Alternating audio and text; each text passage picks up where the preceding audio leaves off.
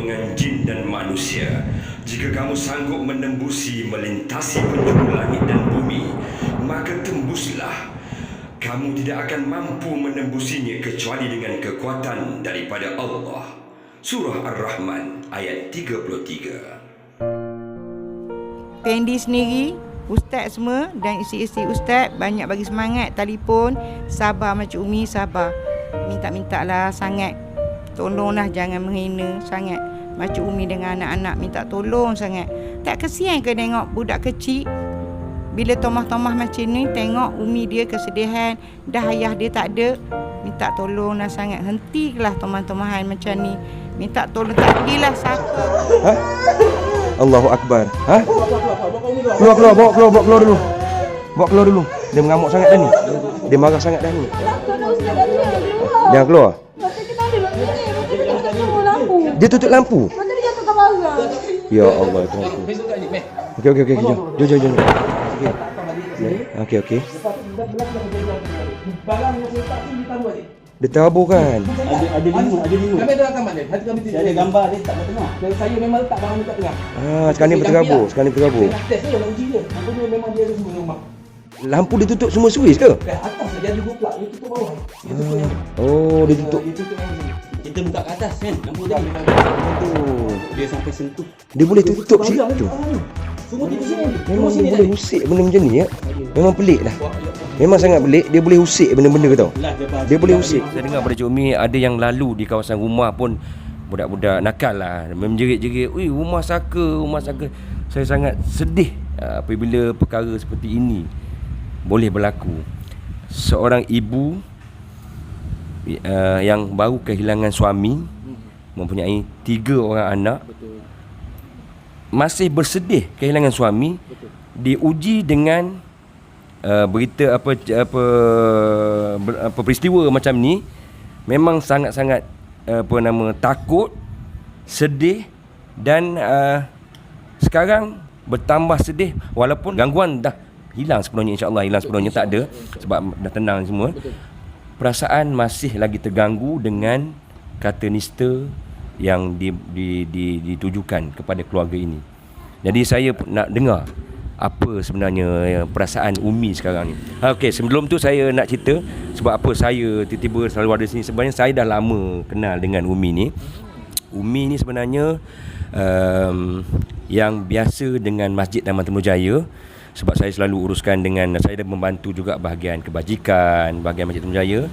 Kadang-kadang saya cerita sikit lah latar belakang Umi. Dia seorang yang dulunya, sebelum sekarang ni dia memang lumpuh, tidak boleh berjalan, terpaksa berkursi roda. Dulunya dia ada berniaga, berniaga di rumah ni, dan bolehlah ada jugalah duit-duit untuk menyara. Kadang-kadang bila terputus bekalan, selalu juga kita daripada Masjid Terengganu membantu, memberi sumbangan beras ke apa. Memang kita selalu, sebab tu saya memang kenal dengan Umi. Dan saya puji sebenarnya Umi. Tu hari Umi dapat duit dari mana yang banyak duit tu yang Umi bagi ke masjid?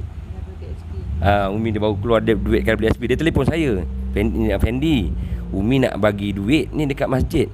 Saya fikir Umi ni selalu kita bantu, sebab apa pula nak bagi duit? Itu lepas tu dia kata dia nak bagi kat masjid, nak beli sejadah, nak beli Quran, nak bagi sumbangan kat masjid. Kebetulan dia baru dapat duit kat BSP masa tu. Saya kenal Umi, memang saya kenal lama dia, memang itulah Umi. Memang dia sangat pemurah. Dia sangat tak kedekut langsung duit. Bila dia tak ada, kita bantu dia. Macam tu. Umi yang saya kenal. Jadi apabila berlaku ni, kes ni, saya tengah habis solat Isyak, dapat panggilan, cakap dengan suara yang agak ketakutan, memberitahu sebab sebelum ni pun dia dah beritahu sebelum ni yang memang ada ketukan yang 2 malam yang sebelum tu. Tapi malam yang ketiga ni dia call tu, saya dah dapat agak memang ada lagi gangguan, dan saya dengar sendiri ketukan tu semasa dalam keadaan Umi menelpon tu. Terus bergegas di sini dan situlah peristiwa dia bermula.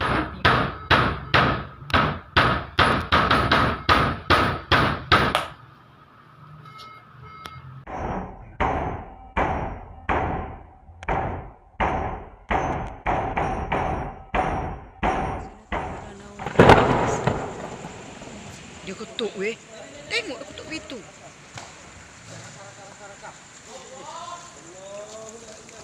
Dia ketuk pintu.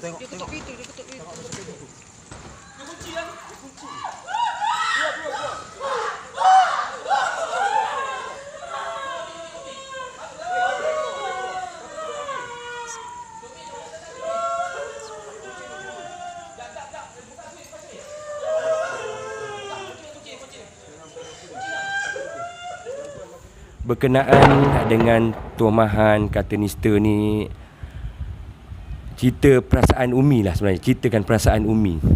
Apa yang Umi rasa?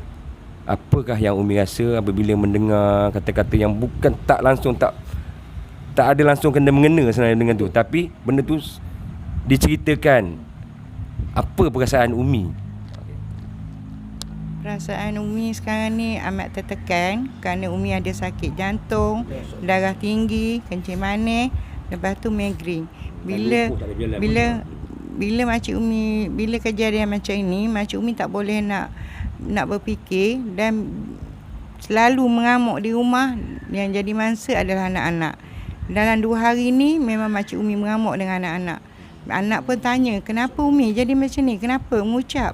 Anak sampai tahap macam tu. Lepas tu Umi kata, baca dengan teman-teman macam ni, buat. Kata macam mana Umi nak sabar, macam mana Umi nak sabar. Sabar, kita ada kesabaran sebenarnya.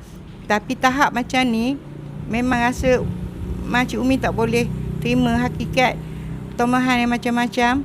Orang kata, Makcik Umi dengan keadaan anak lagi, dalam keadaan anak sekolah lagi, dengan anak dara Makcik Umi pernah berkorban untuk menjaga Makcik Umi.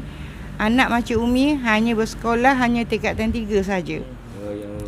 Yang Nurul Izzah, anak perempuan. Jadi Makcik Umi rasa bila Makcik Umi marah dekat anak-anak, rasa Makcik Umi berdosa dengan anak-anak. Kerana dia menjaga mak dia dalam keadaan duduk kursi roda dah 5 tahun. Makcik Umi ingat, Makcik Umi dulu yang pergi daripada suami. Sebab suami yang menjaga Makcik Umi, tolak Makcik Umi, mandi Makcik Umi. Masa tu memang teruk sangat, pakai pampers semua benda. Tapi orang yang tersayang dulu pergi. Jadi Makcik Umi reda lah. Nak buat macam mana. Kadang-kadang malam-malam Makcik Umi semayang semua, bercerita dalam hati, kenapalah orang buat Umi macam ni. Bah kata, sebelum Abah ada, kenapa orang tak nak buat teman-teman macam ni. Kadang-kadang titisan air mata memang selalu keluar. Kadang-kadang anak perempuan dah selalu yang bagi semangat. Kalau anak tak ada, rasa Makcik Umi dah jadi gila dah. Rasanya orang yang depan pun bagi semangat Makcik Umi, dan banyak yang membantu. Pendi sendiri, ustaz semua dan isteri-isteri ustaz banyak bagi semangat, telefon, sabar Makcik Umi, sabar. Setahu kalau nak kesabaran tu, nak tanya pada diri masing-masing, adakah bolehkah bersabar kalau sekiranya orang tomah yang macam-macam. Rasa Umi tak ada, memang tak ada sabar. Katalah seorang tu, awak macam ni. Katalah dalam sekali kita boleh sabar. Kalau dah beratus kali sampai di luar negara pun tomah macam ni, Makcik Umi tak boleh sabar. Tapi minta-mintalah sangat, tolonglah jangan menghina sangat Makcik Umi dengan anak-anak. Minta tolong sangat. Fikiran dia memikir. Sedangkan yang kecil pun tanya. Sebab yang kecil tu bukan anak Makcik Umi. Orang yang bagi Makcik Umi, orang India kat sini, membagi Makcik Umi anak daripada 9 hari dekat dia, Makcik Umi ambil. Tapi itu pun ada tumahan juga. Kenapa ambil anak India? Salah ke? Dia manusia juga. Makcik Umi cakap. Lepas tu dia kata tak ada orang lain. Kalau anak Cina pun Makcik Umi ambil. Makcik Umi cakap. Lepas tu Makcik Umi bela dia, didik dia. Lepas tu dia tanya, kenapa Umi? Dia kata, sial Makcik Umi, selalu Umi nangis. Lepas tu tanya dia, Abah mana? Abah tak ada Umi. Kenapa? Abah sakit, Abah meninggal. Nitih air mata dia.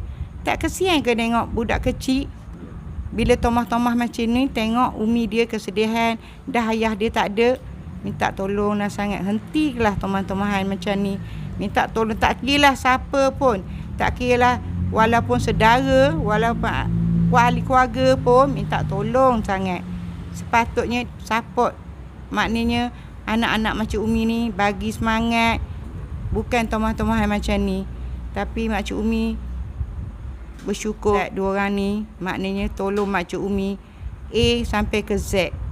Mudah-mudahan rezeki ustaz ni insya-Allah Mak Cik Umi doakan.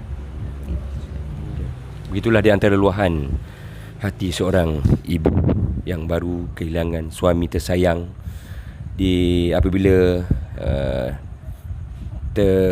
terkena dengan tomahan-tomahan yang diberikan. Jadi itulah antara luahan hati dia. Jadi kepada anda semua,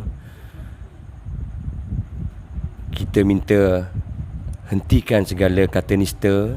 Kita doakan semoga keluarga ini Tuhan lindung, Tuhan jaga dan sentiasa Allah beri kemudahan kepada mereka.